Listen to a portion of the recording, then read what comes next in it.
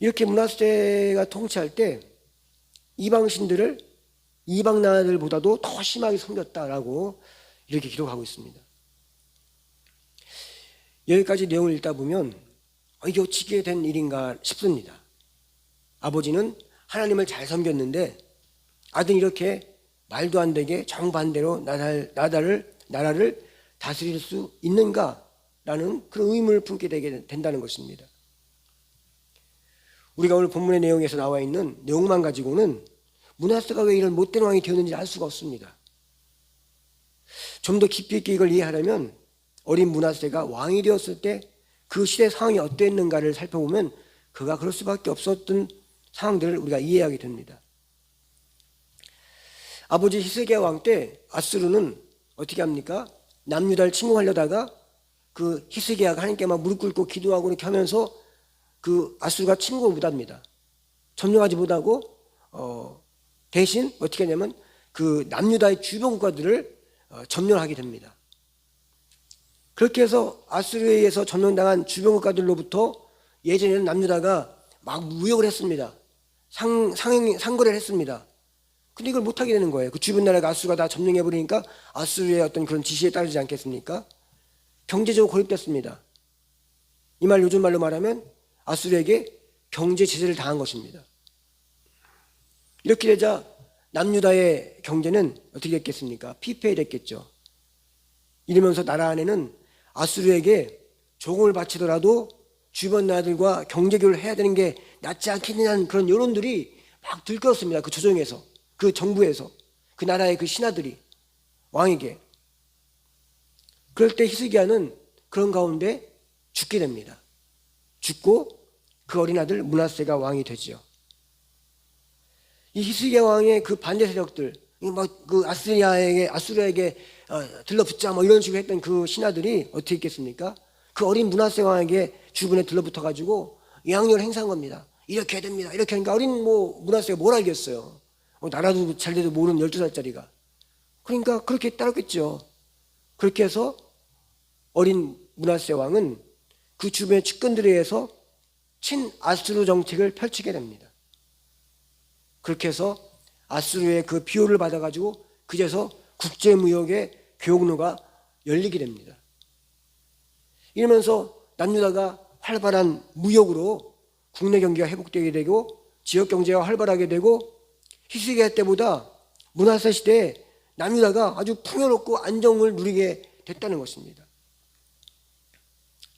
이렇게 나라가 풍요롭고 안정되니까 므낫세가 오늘 1절 말씀에 그가 몇 년 동안 왕래했다고 되어 있습니까? 55년 동안. 그렇게 하나님 보시기에는 막 우상 섬기고 막 엉망으로 하나님 섬겼던 그 왕이 55년 동안 긴 세월 동안 집권하게 됐다는 것입니다. 이러니 므낫세 왕과 그 백성들, 나라가 번성하고 잘 되니까 그들이 누구의 도움으로 이렇게 풍요하게 됐을 거라고 생각했겠습니까? 그거는 하나님이 도움이 아니라 아수르 나라의 덕으로 우리가 이렇게 먹고 살게 됐고 잘 살게 되었다라고 생각을 하기 시작했다는 것입니다. 이러면서 아수르 왕뿐만 아니라 백성들이 하나님 경외하는 것이 서서히 무뎌지게 되었고 그러면서 이방신이 하나씩 따라 들어오고 우상뿐만 아니라 잡종교들을 받아들이기 시작했고 아버지 히스기야 왕이 읽어놓은 하나님 경외하는 신앙이 모두 무너지게 되었다는 것입니다. 여기서 깨닫게 되는 것이 우리가 먹고 사는 것이 해결되면 잘 살게 되면 하나님의 은혜와 멀어질 수가 있다는 것입니다. 그리고 돈이면 다 되는 것처럼 요즘 말로 무전유죄 돈이 있으면 죄가 없고 돈이 없으면 죄가 되는 것 이러면서 자기들 마음대로 살면서 세상은 물질이 전부인 것처럼 그렇게 빠져들게 된다는 것입니다. 우리에게 물질이 풍성한 것 매우 중요합니다. 잘 사는 것 정말로 중요하고 부유하게 사는 것 참으로 중요합니다. 그렇지만 이 모든 것이 하나님 없이 많아지게 되면 결과적으로 이런 것들이 하나님을 잃어버리게 만들고 하나님을 가볍게 여기게 만들고 엉뚱한 것을 하나님이라고 부르며 자기들 편한 대로 신앙생활을 하려고 한다는 것입니다. 하나님을 잃어버린 번영은 혼합주의 신앙을 만들어버립니다. 하나님도 믿고 돈도 믿고 우상도 믿고 점도 치고 신비한 것도 따라가고 이러면서 결과적으로 하나님의 말씀을 우리의 삶을 하나님의 말씀이 우리 삶을 혼잡하게 하는 주범으로 여기게 된다는 것입니다. 우리 이렇게 하고 싶은데 왜 하지 말라고 하는가? 하나님 말씀 했더니 왜 딴 종교는 다 하는데 왜 우리 못하게 하느냐? 뭐 이러면서 하나님 말씀 때문에 혼란하면서 모든 문제가 하나님 말씀 때문에 하나님 때문에 그렇다고 그렇게 핑계를 대기 시작한다는 것입니다. 그러면서 세상 생각들과 야합해서 하나님을 공격합니다. 하나님을 잘 믿지 않아도 이렇게 살만한데 굳이 힘들게 주일날 꼬박꼬박 지키지 않아도 적당히 믿어도 이렇게 잘 사는데 뭐 세상이 좋아져가지고 뭐 얼마나 놀 게 많은데 근데 왜 자꾸 근신하라고 그러고 깨어있으라고 그러고 기도하라는 건지 하면서 삶의 기준과 중심을 잡지 못하고 혼돈하면서 신앙생활에 속은 것 같이 신앙생활에 사기당한 것 같이 마치 목사들은 뭐 그러다 다 사기꾼 같이 그렇게 세상은 몰고 간다는 것입니다.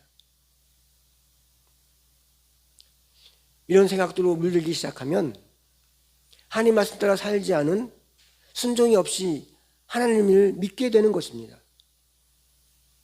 순종이 없다는 것은 하나님 말씀을 듣기만 하지 그래 좋은 말씀이야 그렇게 살게 복 받는 거야 라고 하면서도 하나님 말씀을 따르지 않고 세상 풍속을 따르고 세상 방식을 인정하고 세상 상식과 이치와 이성적 과학적 근거만을 쫓아다니면서 육적인 삶을 추구하며 살게 된다는 것입니다. 성경은 분명히 말하고 있습니다. 이스라엘 백성들을 애굽에서 나오게 해가지고 40년 동안 광야에서 고생시킨 이유를 이렇게 말합니다. 신명기 8장 2절부터 3절 말씀 보면 이렇게 되어 있습니다. 내 하나님 여호와께서 이 40년 동안 내게 광야의 길을 걷게 하신 것을 기억하라. 이는 널 낮추시며 널 시험하사 내 마음이 어떠한지 그 명령을 지키는지 지키지 않는지 알려 하심이라. 너를 낮추시며 너를 줄이게 하시며 또 너도 알지 못하던 내 조상들이 조상도 알지 못하던 만나를 내게 먹이신 것은 여기서 만나는 하나님 말씀입니다. 사람이 떡으로만 사는 것이 아니요 하나님 입에서 나오는 모든 말씀으로 사는 줄을 내게 알게 하려 하심이니라. 예수님께서도 이 신명기 말씀을 인용해서 말씀하셨습니다. 마태복음 4장 4절 말씀에 3절과 4절 말씀에 기록되어 있습니다. 시험하는 자가 예수께 나와서 이르되 네가 만일 하나님의 아들이여든 명하이 또 돌들로 떡덩이가 되게 하라.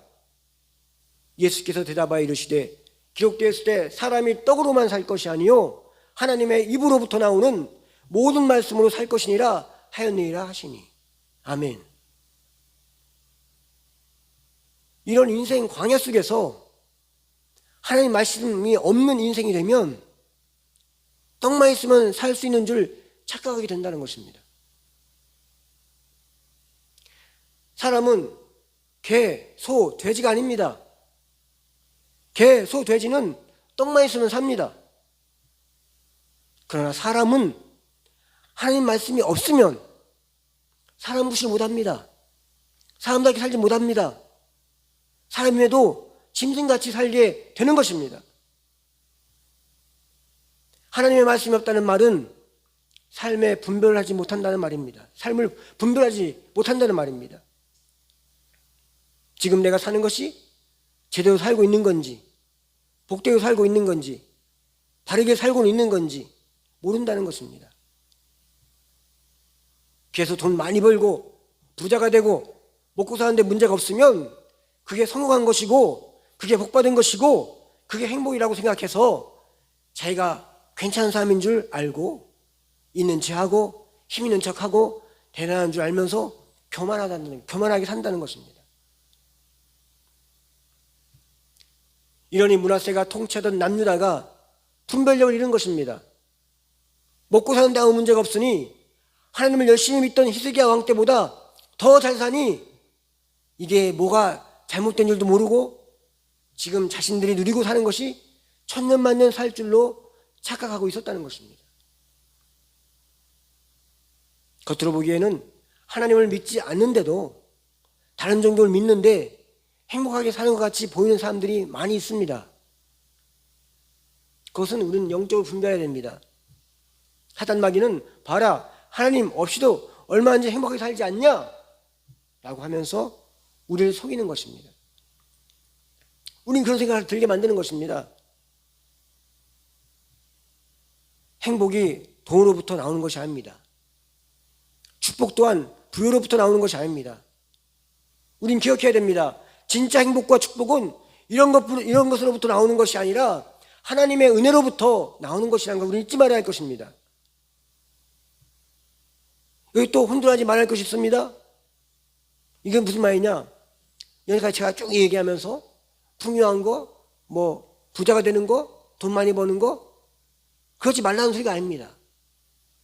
부자가 되지 말라, 돈 많이 벌지 마라, 그건 큰일 나는 거다, 죄 짓는 거다 라고 말하는 것이 아니라 가난하게 살아야만 된다는 그런 말하는 것이 아닙니다. 이 모든 것들은 우리에게 정말 필요하고 중요하고 귀한 것들입니다. 여기서의 중심은, 핵심은 우리의 삶 속에 물질이 있고 없는 걸 떠나서 우리 삶 속에 하나님이 있는가 없는가. 물질이 풍성하고 물질이 부유해도 그 중심에 하나님과의 은혜와 말씀을 잊지 않고 있다면 이보다 훌륭한 신앙은 없습니다.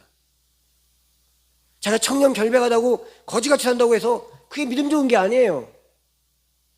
그 안에 하나님이 있다면, 정말 하나님이 있다면 부자는 그 돈을 어디다 쓰는지 압니다.